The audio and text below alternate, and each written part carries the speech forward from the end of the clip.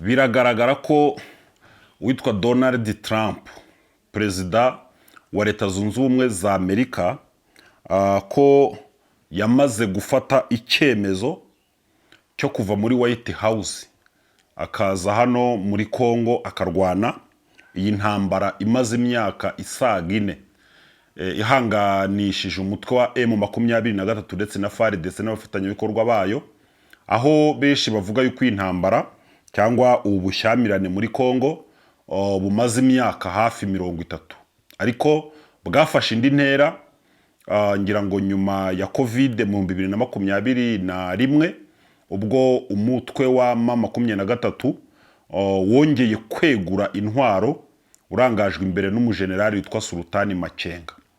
Iyi ntambara hari abantu benshi bashatse kugira ngo barebe uburyo ishobora kugenza make cyangwa se ihagarare, ariko bigenda binanirana.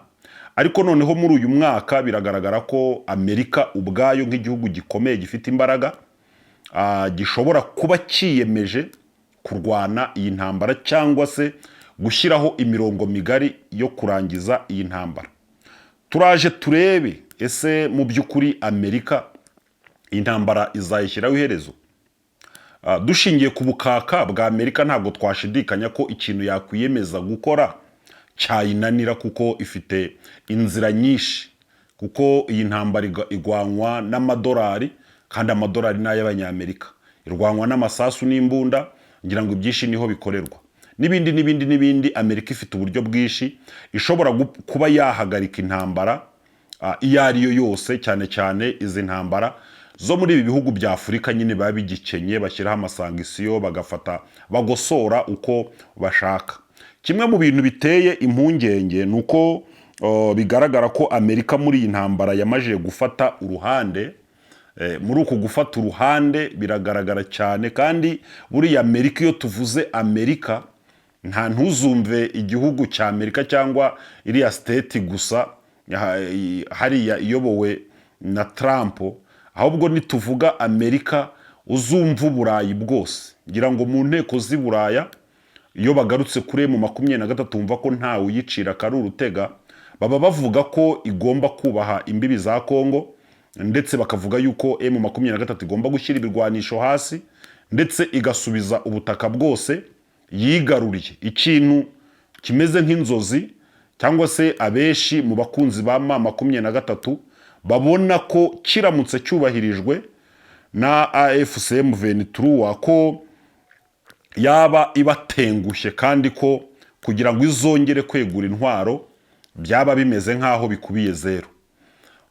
Amerika, iyo tuvuze Amerika baba bavuze ibihugu nka za Australia, bavuze za Canada, baba bavuze Ubuyapani n'ibindi bihugu bitandukanye byo muri Afurika. Byose Amerika ibi bifite mu ikote, ku buryo bose baba bategereje icyo Amerika iravuga.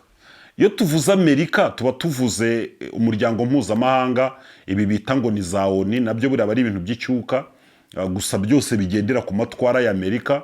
Niyo mpamvu ubona Amerika igira gucya ikavogera amategeko ya ONU, kumva ngo yagiye gufata Perezida Maduro ikamutwara, nta bihano yafatirwa. Urumva ntabwo wahana umubyeyi uri umwana uba mu rugo, wamufatira si bihe bihano, ntabwo bishoboka. Ariko biriya bintu bakoze, ngira ngo iyo biza gukorwa n'undi bari bunamutere uriya mugabo bakajyana. Ngira ngo mwabonye Amerika itegeka u Rwanda gukurekura Rusesabagina, umuntu hari warayoboye ibitero bya FRN byisha abantu za Nyabimata. Mwabonye Amerika itegeka ngo bacamanza bayo baburanira Ingabire Victoire babo bitabayirinda bakarekurwa. Mwumva Amerika ivuze induru ngo bayifatiye abantu hirya no hino ku isi. Mwabonye Amerika ifatira ibihano bisaga ibihumbi igihugu cy'Uburusiya ngo cyateye Ukraine, nyamara Amerika itera ibihugu za Iraq igasenya, bateye Libya barahirika barashwanyuza, bateye za Somalia n'ahandi, ariko nta muntu ushobora kuyifatira ibihano. Aha rero niho abantu iyo turebye tubona ko Amerika yamaje gufata uruhande yegamira kuri Kisekedi. Ibi ngewe nabyumvishe mu ijambo iriya ntumwa ya ONU yungirije mu butumwa bwa MONUSCO yatangarije Goma ejo bundi ubwo indege yagwaga hari Goma, ari nayo ndege ya mbere.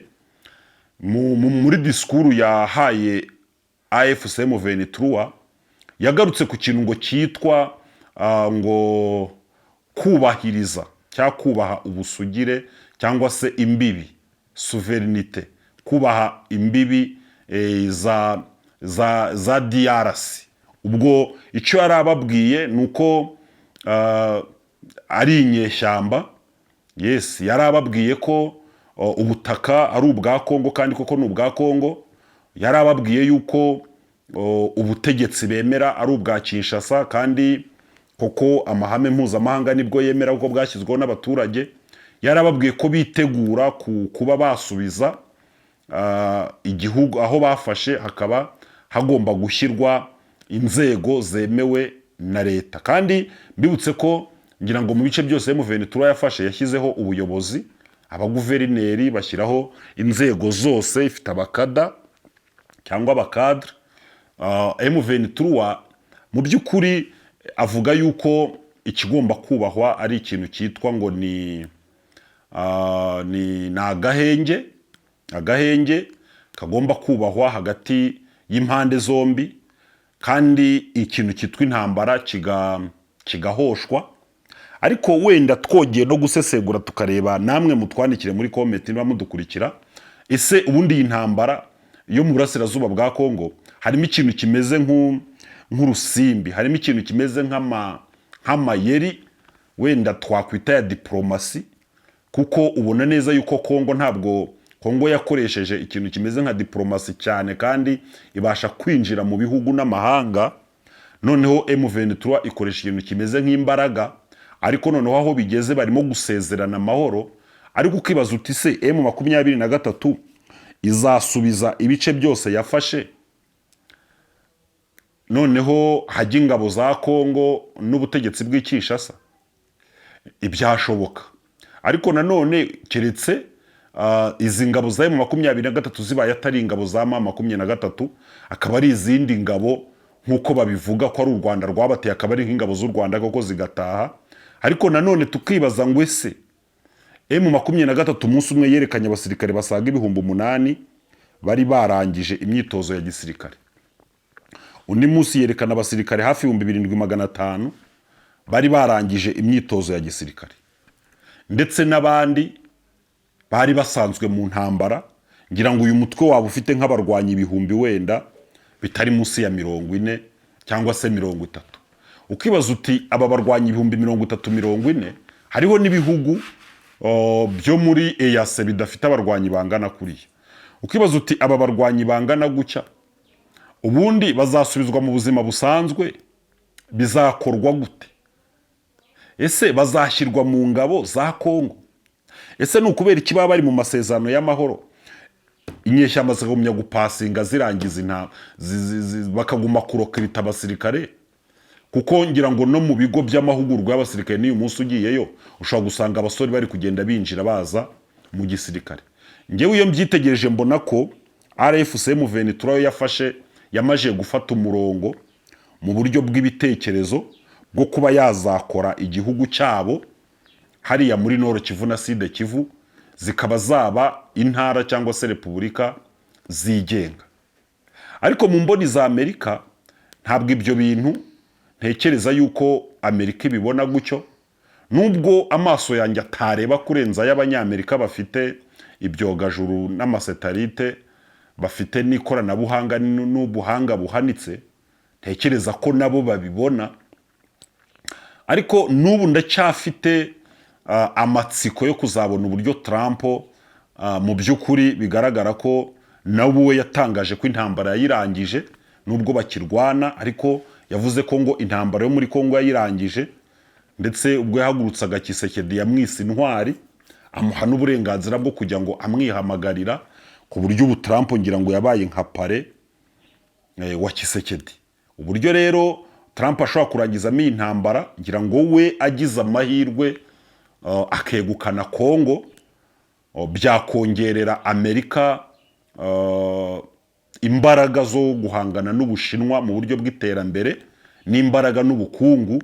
Kuko uyu munsi Amerika yari ikeneye igihugu nka Kongo gikize ku mabuye y'agaciro akenewe cyane muri uyu mwaka w'ibihumbi 2026 kugira ngo gishobore guhangana n'Ubushinwa mu buryo bwo gukora ibintu bigezweho ndetse n'intwaro n'ibindi bikoresho by'ikoranabuhanga. Amerika yari ikeneye igihugu nka Venezuela kibitseho miliyari 300 z'utugunguru twa peteroli kugira ngo ishobore kuba igihangange. Ntabwo kuba ubuhangange ari ibintu bigenda gutyo gusa ngo na Amerika, ahubwo igomba kugenda nyine igira ibyo bintu bigenda bitandukanye ku buryo igenda igira ubukungu nyine butajegajega. Ikiba kibabaje nuko nyine kugira ngo bagere kuri ubwo bukungu usanga bahutaje amamiliyoni y'abantu, kuko hari aho bategura intambara bagategura akavuyo. Ngira ngo abasesenguzi benshi bagiye bagaruka kuri iyi ntambara yo muri Kongo. Ubundi icyagaragaraga nuko amakimbirane hagati y'abanyekongo ntabwo yari akomeye, ahubwo yagiye agenda akomezwa n'ibihugu bikomeye byabonaga neza ko kuba ari amakimbirane y'abitwa abanyamurenge, abatutsi bariya muri Kongo n'abarwandafone, hari amakimbirane kuyagiserera akagera ku rwego ahitana abantu basaga miliyoni zingahe, 7-8-10 nk'uko ibyegeranyo bya UN bibivuga. Byo bo muri iyi myaka 30 ngira ngo ku butaka bwa Kongo byaboroheye kubona ubutunzi bwaho. Nyakubahwa Perezida wa Repubulika Paul Kagame niwe wagarutse aravuga ati twebwe ntago tugira inganda z'amabuye y'agaciro, aravuga ati twe turi inzira banayanyuzamo, ni nabo bayakeneye. Ntago u Rwanda rukora za misile, ntago u Rwanda rukora ibifaru, ntago u Rwanda rukora amatelefone, ntago u Rwanda rukeneye kuruta, ati nibo banayanyuzamo mu gihugu cyacu bagenda, kandi ntago twababuza. So ngira ngo rero byaraboroheye gusahura Kongo, ariko wenda igihe kirageze kugira ngo Amerika ibone ko iyo biri mu kavuyo irasahura, Ubushinwa bugasahura n'abandi bagatwara, ariko noneho hari Amerika irashaka kurangiza intambara, noneho igasa nk'iyikubira cyangwa ikabona uburyo bwo gutwara ariya mabuye ya Kongo. Reka tubitega amaso, ariko kuba Amerika ifashe iyi ntambara nk'iyayo, ngira ngo bizagora cyane RFC M23, kuko itashoboye kumvikanisha revendication, itashoboye kumvikanisha icyo irwanira, kandi kiragaragara kiranumvikana, ariko imiryango mpuzamahanga yisha amatwi n'ibihugu byica amatwi. Ntabwo rero diplomasi yashoboye kumvisha imiryango mpuzamahanga ndetse na za Amerika ko uyu mutwe ugomba kugira uburenganzira, ahubwo bose bagenda bavuga ko ugomba gusubiza ibice wafashe. Ibi bintu rero biramutse bibayeho kaba ari akaga gakomeye.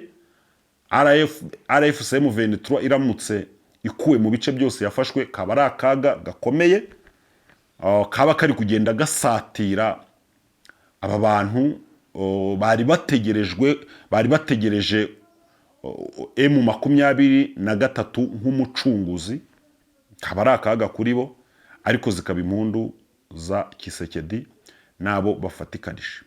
Uyu ni umwaka rero wa 2026, ni umwaka utazorohera cyane izi nyeshyamba zo muri M23, cyane ko zigiye guhangana n'isi. Ngira ngo umuryango wa Afurika yunze ubumwe uyu munsi wageze mu maboko ya Generali Evariste Ndayishimiye, ntabwo acana uwaka n'izi nyeshyamba, anahamya ko ari ingabo z'u Rwanda zagiye kuzenguruka ngo zatere n'u Burundi. Ngira ngo Kongo yabonye umwanya mu kanama k'umutekano gashinzwe amahoro ku isi ndetse no muri Afurika.